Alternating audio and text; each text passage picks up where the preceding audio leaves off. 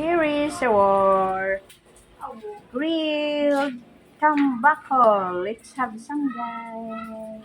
Tang, tang, tang, tang, tang. Sige,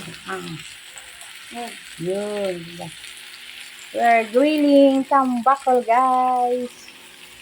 So, mahal ang tuna, kaya tambakol for this time. Walang tuna din. At saka wala daw ang tuna pala. Let's have some, guys. Wala naman. Easy cooking. Just grill on your stove. With stove with grill pan. Thank you for watching. Nam nam nam nam nam. Guys.